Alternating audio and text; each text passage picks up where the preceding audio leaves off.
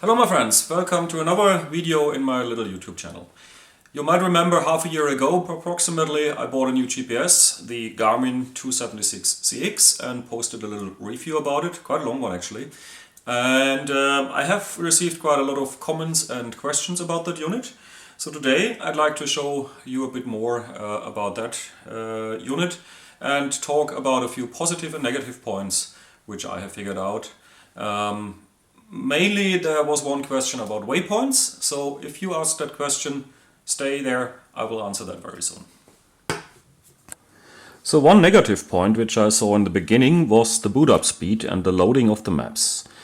Then something happened, I did a firmware update, and from then on the unit is really booting much faster. I had removed now, before I showed you that one, the battery, and let's see how quickly it is loading the maps now. Here we are, that's it. If you look at the first video, you will still see that it took almost a minute or 1.5 minutes to load the maps. And here we are, here is the city navigator map of Europe. I'm not at the current position because I had not switched it on at home since I came home for my New Year's trip. However, there was one big problem, and that was when you had an active route and approached a roundabout where it switches into automatically, when it's approaching, into a screen showing you exactly how to turn off on a crossing or on a roundabout. And then when those were roundabouts, it was totally off. The map was totally off. It showed some map point. I have no idea where that was, but definitely not where I was driving currently.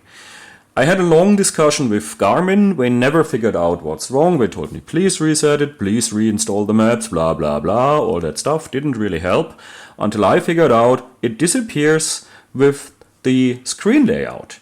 Before I had the screen layout like this, with one column on the right hand side showing some information like speed and distance. When you have that configured, or when I had that configured, this roundabout information was totally off. It gets better basically the less information it shows in addition to the map. So if I go back to this page layout and do it like a layout with an overlay of information, I got the speed limit, the distance to destination and the arrival time here. Then in 9 of 10 roundabouts it's showing the correct information when an active route is going on. And it's, I think, 100% perfect if I go to a just map display like this, no extra information. It seems it has some problem doing too many things at the same time, and that surprises me because this should be a modern unit with quite a powerful processor inside. It should be able to display some information on the right hand side. Come on, Garmin. But okay, yeah, I can live with this overlay screen, which is not perfect because depending on, now this is quite an area with few roads here. See, this is basically, in reality, this is all mountains and forests. But if you are in an area where you have a lot of lines in the background, this is a little bit hard to read if you have this overlay. The other negative point was memory space, I think is memory space. The City Navigator Europe maps do not fit on completely on the internal memory, so you would need to divide it up in smaller ones, and I have not found a way how to do that when I'm loading maps actually. So that is quite strange. What I'd also like to have is something like a one-button quick command to change maps. If I want to do that, you see it's several clicks.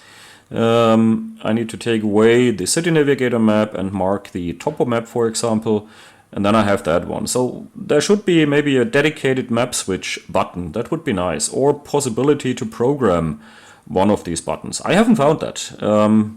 There's no way to do that quickly, as I know. Maybe if you know a way to do that, please mail me. I would be really thankful for that. So that's basically the two negative points which I found out. I have already talked about the problem with the overlay of active routes over the roads basically, so you will not see any longer that, for example, this one here is a wider road, like Nesfeld Road, and where is one? There's none here. That one here, for example, might be a smaller road, a gravel road. It gets more obvious even if you go into the City Navigator view back again. So let me change that again. But again, I have talked about that already previously. Here comes good news for one of my viewers. The waypoints which you have been putting in yourself, Wegpunkte in German, yes, they can be sorted in different ways. Right now we are sorted by distance from my current position. I could also, by the menu, change the search position.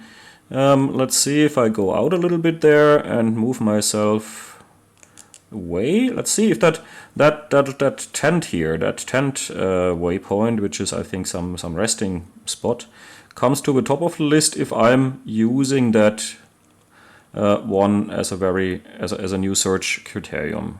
Yeah, you see it's here. From that position which I've chosen on the map now, TRE 123 is actually the closest one.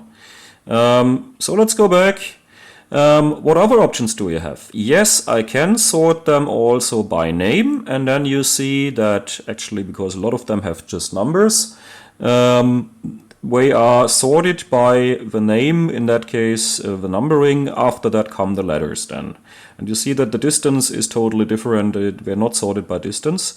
And I can change that again to find the closest one. So my friend, yes, there are different options.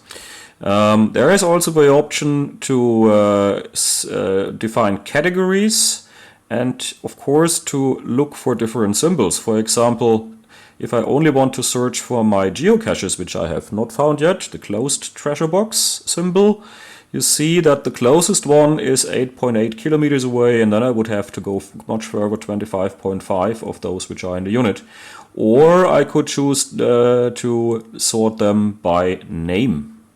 And you see that it's not any longer distance. So yes, there are different options to sort them. There's also one, again, here close by. Interesting. What happens there? Okay, this is something I would need to try. I haven't done that. But closest one definitely gives me the one closest.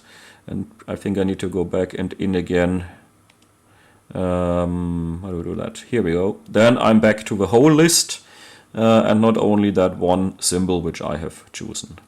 Other options, you can delete by symbol, and you can of course delete by category.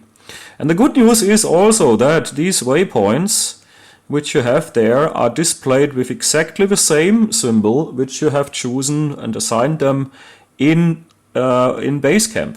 This is not the case for all Garmin units. Like my simple car navigation system doesn't do that. Even the 395, the 590 and the 595 are just showing a green symbol. I think it's a heart for your favorite waypoints. But come on, Garmin, I want to know what that waypoint is. Is that a campground? Is that a start point for a hiking trail? Is that a geocache? Or what else? It doesn't really help me if I just see a green dot on the map when I'm approaching. I want to know what that is actually. So the 276 is actually showing the correct waypoint, the one which, or the waypoint symbol, the one which you have yourself assigned in Basecamp. Isn't that great?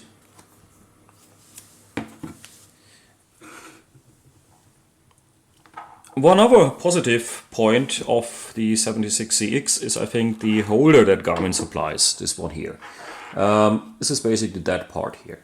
As you see, I have mounted on the back side to use all these 4 screws. First a little aluminum plate, and 2 of these screws then use or attach a ram mount ball, and I have decided after some testing to go for the really big one. This is a C-size ball, quite large. I think that's 1.5 inches. The smaller ones have the tendency, if you have like a heavy GPS in, that it slowly creeps. You have to really tighten it hard, and that will damage the ball over the time. So the bigger one works perfectly nice and it's perfectly stable. In the beginning I used this huge, heavy, long arm because I have attached it to the handlebar. However, now I have a reinforcement of the screen frame of the Africa Twin going on. So I've bought this shorter link and will then probably mount it on the windscreen holder, on the windscreen frame, so where that one goes in there. The unit itself clicks in quite simply, first in the bottom, then in the top, and you press down the lock. If you really want to be sure, Garmin delivers this little screwdriver which you see here. There's a little torque screw on the top and just a quick turn like that, and it really can't be unlocked anymore. So just to have it always available and not lose it, I have attached it here with a bit of a string. So again, quickly out there, and it's off. This holder is so robust, I think for my purposes I do not really need to spend a lot of money on a Touratech holder. So the final question to which it all cooks down is, would I recommend the 276CX to anybody else? And as always in life, it depends. If you just want a simple GPS to go from A to B, or to just enter an address and get there, then they're definitely more easy to handle GPSs on the market. Then you don't need to spend like 600 euros, 650 euros on the 276CX. Also, you need to get a little bit used to the navigation within the menus by the buttons. You don't have a touch screen, but instead you get a really great, nice, bright screen. So that's definitely the plus point. And I think it's also nice to be able to operate it without scratching the display if you have dirty fingers, or in the rain it also works perfectly. So yes, there are simpler units out there if you just want to do simple navigation. However, if you're really into GPSs, if you plan your own routes, if you do a lot of riding according to tracks, and if you use a lot of your own waypoints, the 276 would be your choice. I don't see many alternatives today. Thanks for watching. Now it's January. I think my first riding will unfortunately have to wait at least a month, maybe two. There's no snow in Stockholm right now. If you go a bit further north, there actually is. Thermometer is something saying about 0 degrees. Not really riding weather, but I think I'm gonna get out on a bicycle now. At least something on two wheels. See you.